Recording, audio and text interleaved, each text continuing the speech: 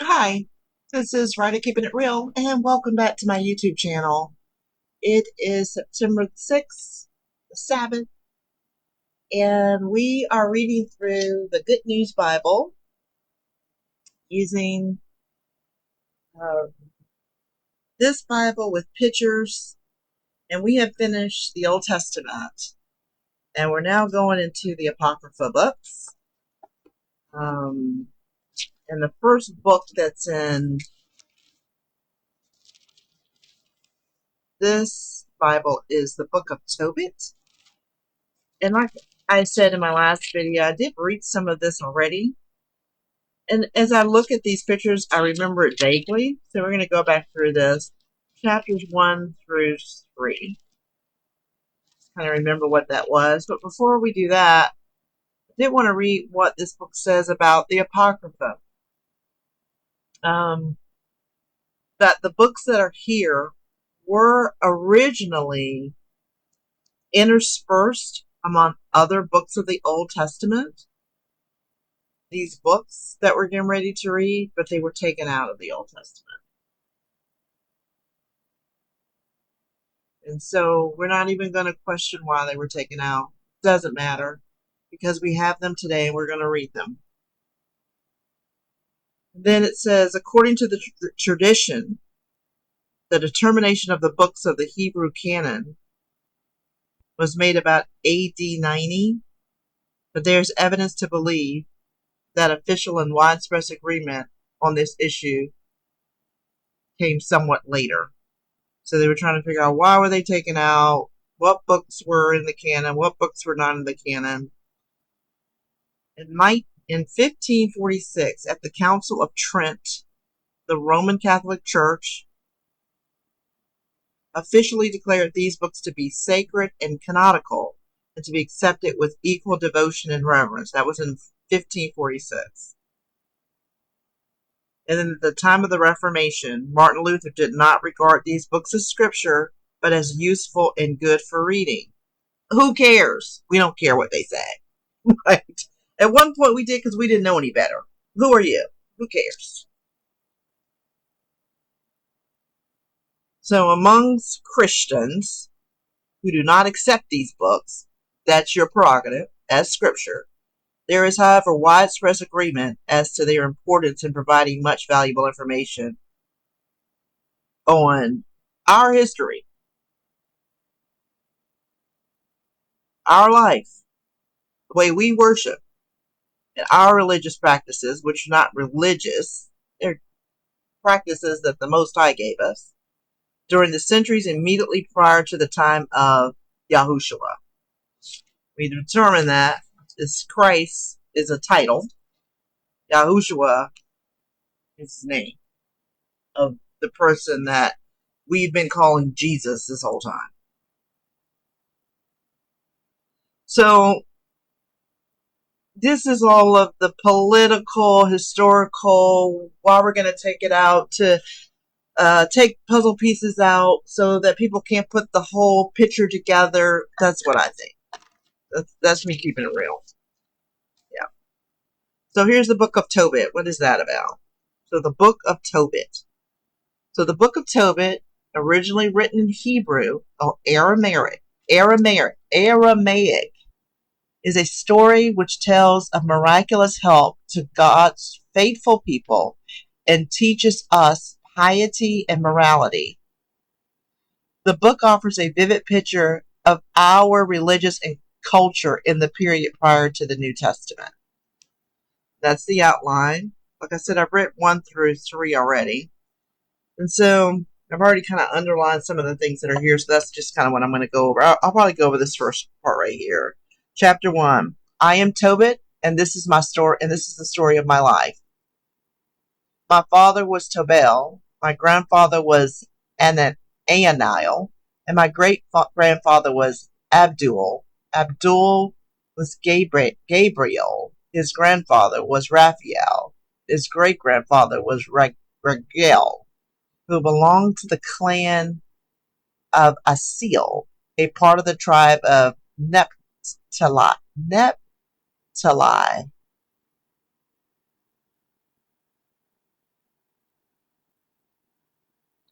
During the time of Shalmaneser was emperor of Assyria, I was taken captive in my hometown of Tezbi, located in the northern Galilee south of Kadesh, and Naphtali north of Hazar and the north of Togar. So when I read this right here, I think about how I would write this about my family, right? And that's how I have to think about it. This is a real person. They really lived. They really got there. Whatever they did was important enough. They put it in a book, and now I'm reading about it, right? So Tobit's early life. All my life, I've been honest and have tried to do what was right. I often gave money to help needy relatives and fellow Jews who had been deported with me to Nineveh, the capital of Assyria. I thought that was interesting that Nineveh was the capital of Assyria. When I was young, I lived in northern Israel. All the tribes of Israel were supposed to offer sacrifices in Jerusalem. It was the one city that God had chosen from amongst all the Israelite cities as the place where his temple was to be built for his holy and eternal home. But my entire tribe of Nephtali rejected the city of Jerusalem and the kings descended from David. Like everyone else in this tribe, my own family used to go to the city of Dan in the mountains of North Galilee to offer sacrifices to the god bull calf, which King Jeroboam of Israel had set up there. Tobit's faithfulness to his religion. I was the only one in my family who regularly went to Jerusalem to celebrate the religious festivals, which, think about it, we have some religious festivals coming up. My calendar is just totally crazy, but this is September, Yule, the 6th month, and we have tomorrow that blood moon coming, the total lunar eclipse. And when I wrote this in different colors, this is like I got it from different sources, right? But on the 22nd, we have the Feast of Trumpets, blowing the shofar, which is a call to awaken and repent. And then I don't know why here I have the 25th, the Day of Atonement, a partial solar eclipse here. So kind of all these notes. Sound of the shofar, eat apple dipped in honey during this time. It's the anniversary of the creation of Adam and Eve, a day of judgment, a day of remembrance. And this right here, starts the high holy days. And you can find that in Leviticus 23, verses 23 to 25. So we have some very important times coming up right now.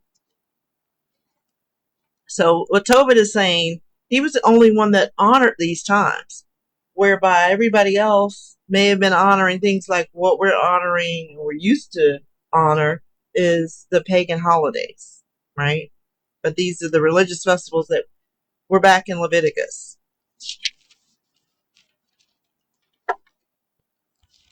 So good for Tobit.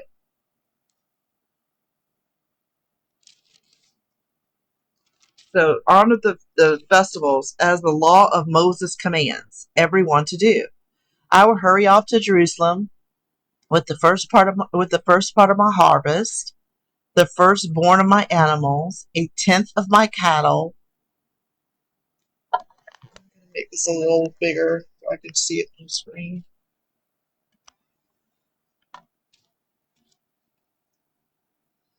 And freshly clipped wood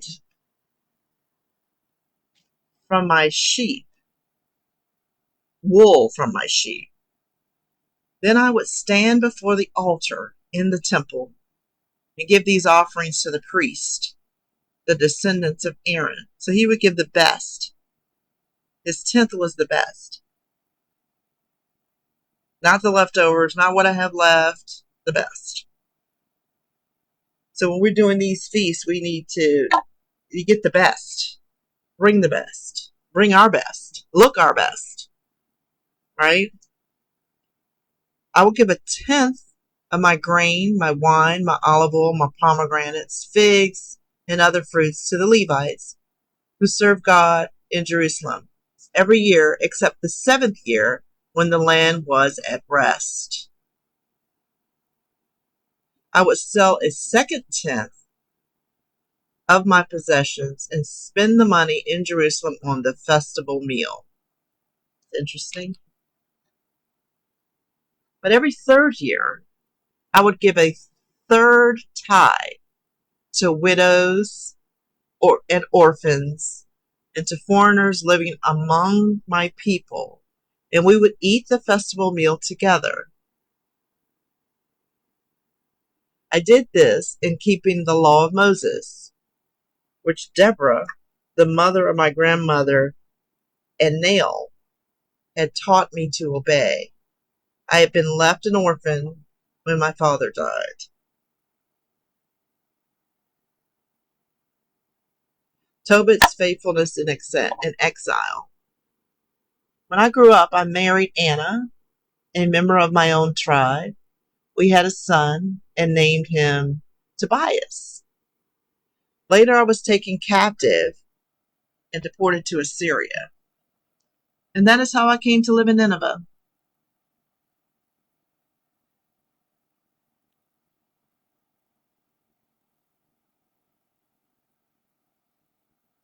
While we lived in Nineveh, all my relatives and fellow Jews used to eat the same kind of food as the other people who lived there, but I refused to do so. Set apart. We need to be set apart. Since I took seriously the commands of the Most High God, He made Emperor Shalmaneser respect me, and I was placed in charge of purchasing all the emperor's supplies. Before the emperor died, I made regular trips to the land of Media to buy things for him there. Once, when I was in the city of Rages in Media, I left some bags of money there with Gabriel is his brother, and asked him to keep them for me. There were about 600 pounds of silver coins in those bags. When Shalmaneser died, his son, Sennacherib, succeeded him as emperor. It soon became so dangerous to travel on the roads in Media that I could no longer go there. Tobit buries the dead.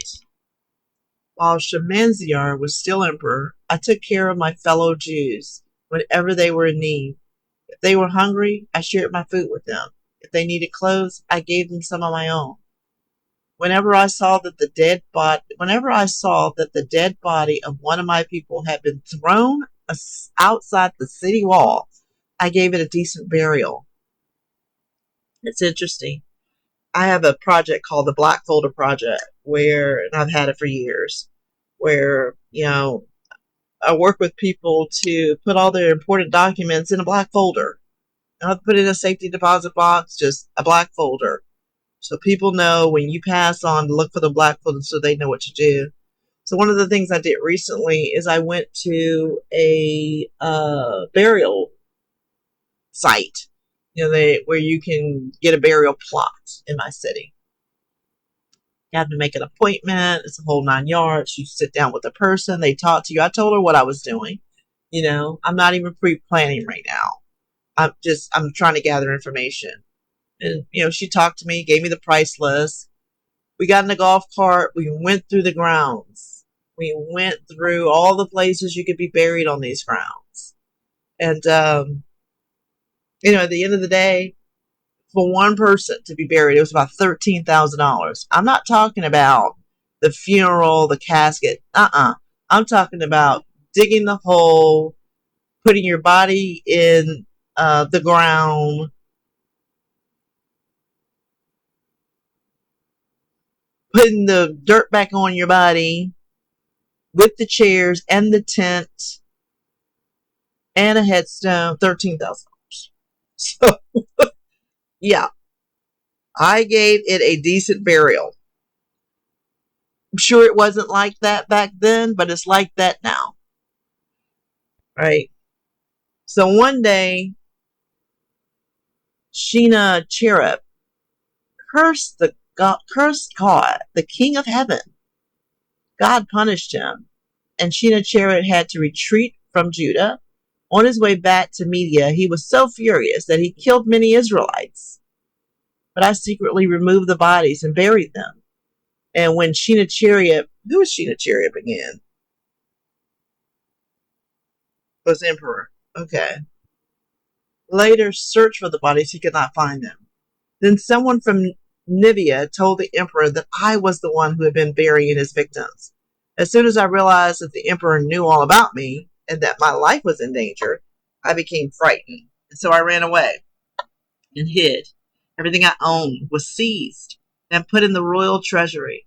My wife Anna and my son Tobias were all I had left.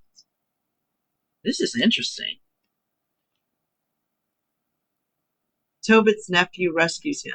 About 6 weeks later, two of Sennacherib's sons assassinated him. Wow. And then escaped to the mountains of Ariat.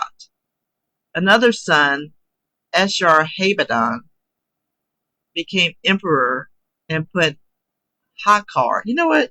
People should start naming their children these names. Because we do name our children made up names, but these are like these made up names, but they probably have meaning. My brother Anil's son, in charge of all the financial affairs of the empire. This was actually the second time. Wait a minute, I missed what I was reading. Tobit's nephew rescues him. About 6 weeks later, so he's hiding, he's got all his stuff in the treasury, he only has his wife and his son. He's hiding from the emperor because the emperor found out he was burying people. And so about 6 weeks later, two of the emperor's sons assassinate the emperor and then escape to the mountains because they're hiding out.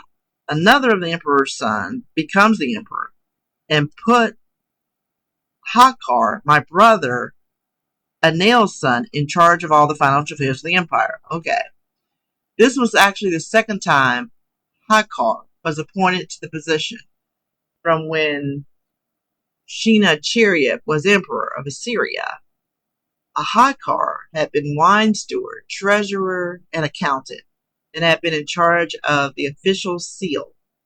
Since Hakar was my nephew, he put in a good word for me with the emperor, and I was allowed to return to Nineveh. You know what? I read this right here. What I think about is like Hamilton, how the play Hamilton just saw the life of Hamilton in a different way and put it into rap and put it into song and put it into words we understood. We understand the story right here of Tobit. We do. We understand it. It's written so you can understand it. It's written like a story that you're reading, a story that you could write about your own family, right? So it is important to start somewhere when you're reading the word so you understand the story and what's happening. If you want to go back and read it in the Sefer or read it in Hebrew, it doesn't matter. You understand what you're reading. Doesn't so it's like all these people who say, oh, this is all this interpretation. What is this? Well, what it is something you understand. To do that way. So, I tell you, when I read this stuff, it just kind of like, it's heavy. It's heavy. It's not like reading anything else. It's heavy, heavy, heavy. I'm going to finish coloring this out because I saw when I flipped it, I started coloring, but I really didn't finish coloring. I mean, that looks like bread back there. And I'm gonna finish out at chapter 1, and I'm gonna come back and maybe get through 2 and 3. Like I said, this is not for the weak. It's not. Don't tell me you read the Bible cover to cover. Don't say it and not say anything else. I'm not gonna believe it. I see people online. Oh, I've read the Bible cover to cover. And then, oh, no, nope. I don't believe that. You tell me, oh, yeah, really? Okay.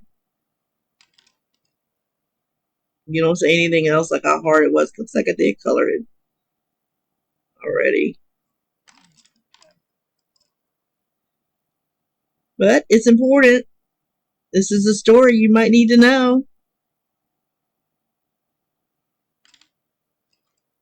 It's a story you might need to know. And you never know why you might need to know it. Obviously, he was a good guy. He was doing things he didn't need to do, but he was doing them anyways. He was getting in trouble for doing them too. So sometimes when you do things and good things, you may get in trouble for doing them. But if you know you got to do them, you got to do them. You know, when I'm coloring this, like I'm coloring it and I'm looking at what I'm coloring. But when I look at it on the screen, it looks different.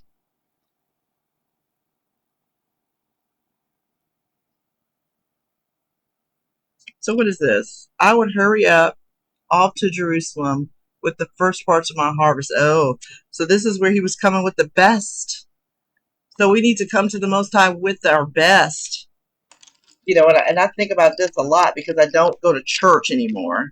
I don't do that anymore. So I think, how do I give back to what the Most High wants me to give back to support the things the Most High wants me to support? You know, and I do that with my time. I do that with supporting different people that I believe the Most High wants me to support. But whatever we do, we need to give the best, the first fruits back. So that was chapter 1 of the book of Tobit. And we're going to end it here. So till next time, this is Ridea keeping it real.